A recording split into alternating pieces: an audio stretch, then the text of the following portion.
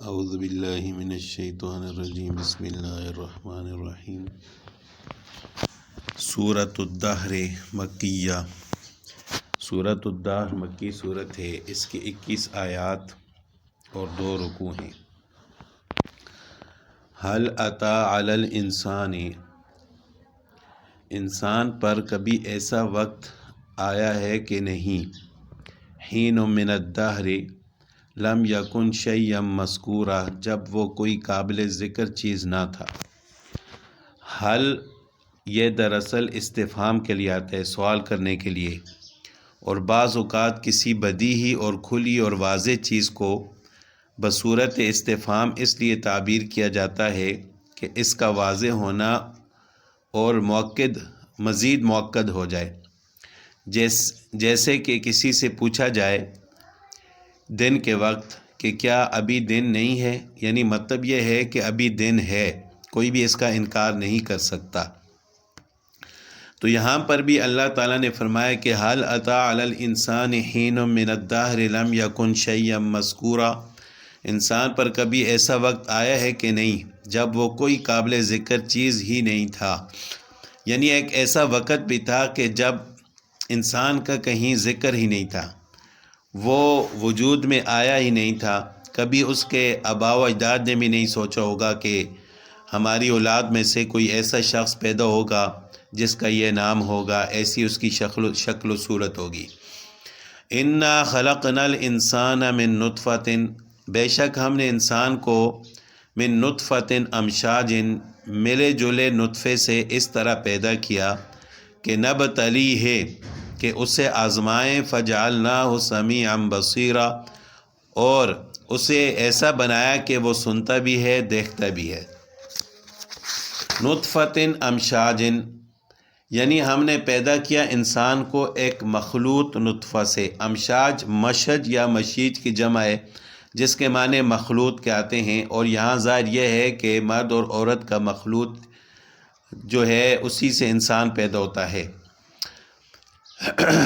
انا ہدیناہ السبیل اما شاکرا و اما کفورا، ہم نے اسے راستہ دکھایا کہ وہ یا تو شکر گزار ہو یا ناشکرہ بن جائے، یعنی انسان میں سے ایک گروہ ان لوگوں کا ہے جنہوں نے اپنے پیدا کرنے والے اور نعمت دینے والے کو پہچان کر اس کا شکر ادا کیا اور اس پر ایمان لایا۔ دوسرا گروہ وہ ہے جس نے اللہ کی نعمتوں کی ناشکری کی اور کافر رہا۔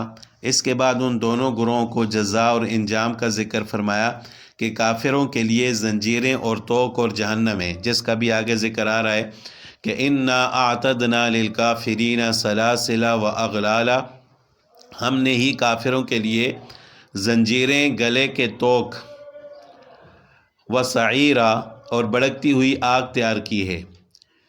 ان الابرار یشربون من کأس کان مزاجها کافورا، یہ مشروبات ایک ایسے چشمے کے ہوں گے، بے شک نیک لوگ ایسے جام سے مشروبات پئیں گے جس میں کافور کی آمیزش ہوگی۔ مزاجها کافورا، جس میں کافور کی آمیزش ہوگی۔ عینا یشرب بہا، یہ مشروبات ایک ایسے چشمے کے ہوں گے، یشرب بہا عباد اللہ، جو اللہ کے نیک بندوں کے پینے کے لیے مخصوص ہیں۔ یفجرونہا تفجیرا، وہ اسے جہاں چاہیں گے آسانی سے بہا کر لے جائیں گے۔ عینا یشرب عینا، ترکیب نحوی میں کافورا کا بدل بھی ہو سکتا ہے۔ اس صورت میں یہ متعین ہو جاتا ہے کہ آیت مذکورہ میں کافور سے مراد چشمہ جنت ہے، اور عباد اللہ سے مراد وہی اللہ کے نیک بندے ہیں جن کا ذکر پہلے ابرار کے عنوان میں آ گیا ہے کہ وہ اللہ کے نیک بندے جو ایسے مشروبات پئیں گے جس میں کافور کی آمیزش ہوگی۔ یوفون بالنذر، یہ وہ لوگ ہیں جو اپنی منتیں پوری کرتے ہیں۔ ویخافون یوما، اور اس دن کا خوف دل میں رکھتے ہیں، کان شرہ مستطیرا، جس کے برے اثرات ہر طرف پھیلے ہوئے ہوں گے۔ یوفون بالنذر، یہ بیان اس کا ہے کہ ابرار اور عباد اللہ کو یہ انعامات کس بنا پر ملیں گے؟ مطلب یہ ہے کہ یہ لوگ جس کام کی اللہ کے لیے نظر منت مان لیتے ہیں اس کو پورا کرتے ہیں۔ نظر کے لفظی معنی یہ ہے کہ آپ اپنے اوپر کوئی ایسا کام واجب کر لیں جو شریعت سے آپ کے ذمے واجب نہیں ہے۔ ایسی نظر کو پورا کرنا شرعاً واجب ہو جاتا ہے۔ مثال کے طور پر کوئی آدمی کہتے ہیں اگر میرا فلاں کام ہو گیا تو میں روزہ رکھوں گا یا صدقہ دوں گا یا 2 نفل پڑھوں گا یا جانور ذبح کروں گا، یعنی کوئی بھی عبادت والے کام کو وہ اپنے اوپر واجب کرتا ہے جس کو شریعت نے واجب نہیں کیا تھا، تو جب وہ کام ہو جائے تو اس نظر کو پورا کرنا واجب ہو جاتا ہے اور اس کو صرف اور صرف غریبوں تک پہنچانا ضروری ہے۔ یعنی بعض اوقات لوگ نظر مانتے ہیں میرا فلاں کام ہو گیا میں جانور ذبح کروں گا، اب وہ جانور ذبح کر کے خود بھی کھاتے ہیں، مہمانوں کو بھی کھلاتے ہیں اور دوسرے صاحب استطاعت لوگوں کو بھی کھلاتے ہیں، تو اس طرح نظر پوری نہیں ہوتی۔ جس چیز کی جس جانور کی نظر مانی جائے وہ صرف اور صرف فقراء کو دینا ضروری ہوتا ہے، جس طرح زکوٰۃ فقراء کو دینی ضروری ہے۔ تو یہاں اہل جنت کی جزائے عظیم اور انعامات کا سبب ایفائے نظر کو قرار دیا۔ اس میں اشارہ اس کی طرف ہے کہ یہ لوگ جب اپنی طرف واجب کردہ چیزوں کی ادائیگی کا اہتمام کرتے ہیں تو جب فرائض اور واجبات ان کے اختیار سے نہیں بلکہ اللہ تعالیٰ کی طرف سے ان پر لازم کیے گئے ہیں تو ان کا اہتمام بدرجہ اولیٰ کرتے ہوں گے۔ یعنی ایک چیز کو اپنے اوپر واجب کر کے اس کو ادا کرتے ہیں تو ظاہری بات ہے جو اللہ نے ان پر واجب کیا ہے اس کو تو یہ زیادہ اس کا خیال رکھتے ہوں گے۔ مسئلہ نظر کے لیے ایک مسئلہ یہ بھی ہے کہ جس کام کی نظر مانی جائے وہ جائز اور حلال ہو، گناہ کا کام نہ ہو۔ اگر کوئی آدمی یہ کہتا ہے کہ میرا فلاں کام ہو گیا تو میں نماز نہیں پڑھوں گا، تو ایسی گناہ کی نظر ماننا جائز نہیں ہے۔ اگر اس طرح اس نے کر لیا ہے تو اس کو چاہیے کہ وہ اپنی قسم اور نظر کو توڑ دے اور اس کا کفارہ ادا کرے۔ دوسری شرط یہ ہے کہ وہ اللہ کی طرف سے واجب نہ ہو۔ اس لیے اگر کوئی شخص نماز فرض یا وتر واجب یا رمضان کے روزوں کی نظر مانتا ہے تو وہ فرض تو پہلے ہی سے ہی اس پر واجب الادا ہے، لہٰذا یہ نظر لغو ہو جائے گی۔ تو بہرحال اللہ تعالیٰ فرماتے ہیں کہ وہ عباد اللہ جو جنت کے انعامات کے مستحق ہوں گے وہ نظر اور منتوں کو پوری کرتے ہیں۔ وَيُطْعِمُونَ الطَّعَامَ عَلَىٰ حُبِّهِ، اور وہ اللہ کی محبت کی خاطر کھانا کھلاتے ہیں۔ کس کو؟ مسکیناً، مسکینوں کو، و یتیماً، یتیموں کو، و اسیراً، اور قیدیوں کو۔ انما نطعمکم لوجہ اللہ، اور ان سے کہتے ہیں کہ ہم تو تمہیں صرف اللہ کی خوشنودی حاصل کرنے کے لیے کھلا رہے ہیں۔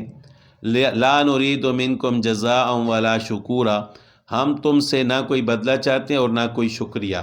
تو ہونا بھی ایسا ہی چاہیے کہ جب انسان کسی کو کھلائے تو اللہ کی رضا کے لیے کھلائے۔ انا نخاف من ربنا، ہمیں تو اپنے پروردگار کی طرف سے اس دن کا ڈر لگا ہوا ہے۔ یوما عبوسا قمطریرا،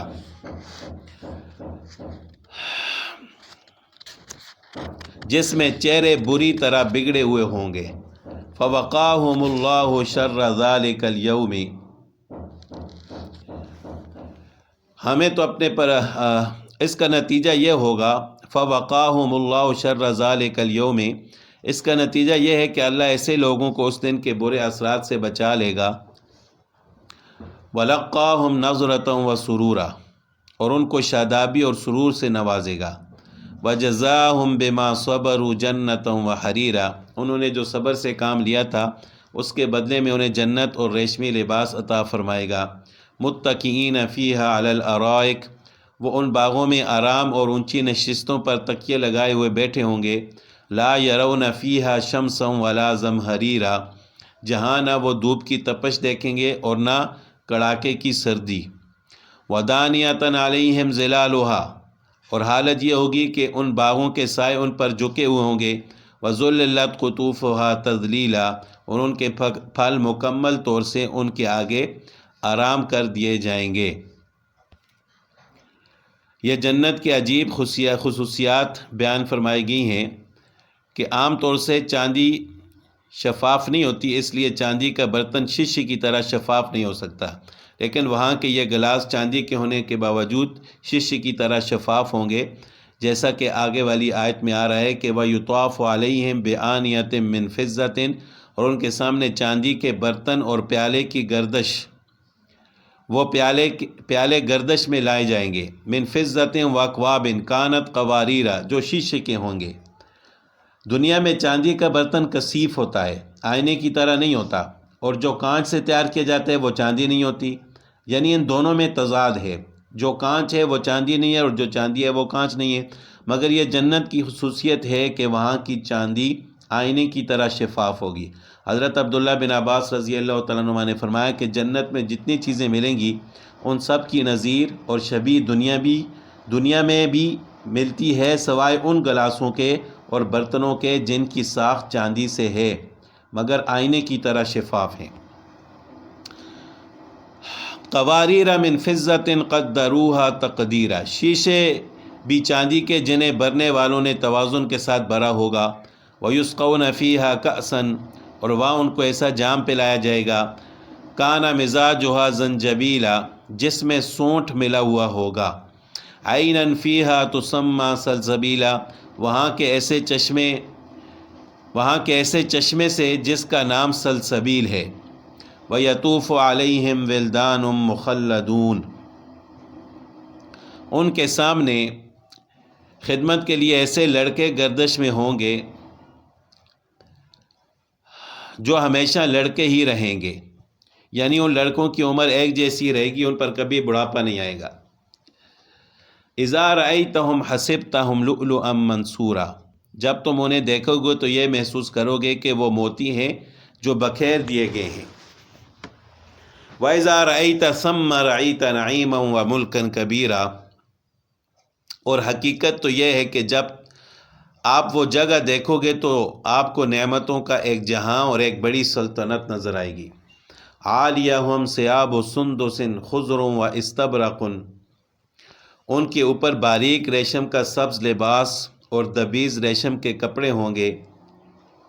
وحلوا اساور من فضہ، اور انہیں چاندی کے کنگنوں سے آراستہ کیا جائے گا۔ وسقاہم ربہم شرابا طہورا، اور ان کا پروردگار انہیں نہایت پاکیزہ شراب پلائے گا۔ ان ھذا کان لکم جزاء وکان سعیکم مشکورا، اور فرمائے گا اللہ یہ ہے تمہارا انعام اور تم نے دنیا میں جو محنت کی تھی اس کی پوری قدردانی کی گئی ہے۔ انا نحن نزلنا علیک القرآن تنزیلا، اے پیغمبر ہم نے ہی تم پر قرآن تھوڑا تھوڑا کر کے نازل کیا ہے۔ فاصبر لحکم ربک، لہٰذا اپنے پروردگار کے حکم پر ثابت قدم رہو۔ ولا تطع منہم عاصما او کفورا، اور ان لوگوں میں سے کسی کی نافرمانی یا کافر کی بات نہ مانو، کسی نافرمان یا کافر کی بات نہ مانو۔ وَاذْكُرِ اسْمَ رَبِّكَ بُكْرَةً وَأَصِيلًا، اور اپنے پروردگار کے نام کا صبح و شام ذکر کیا کرو۔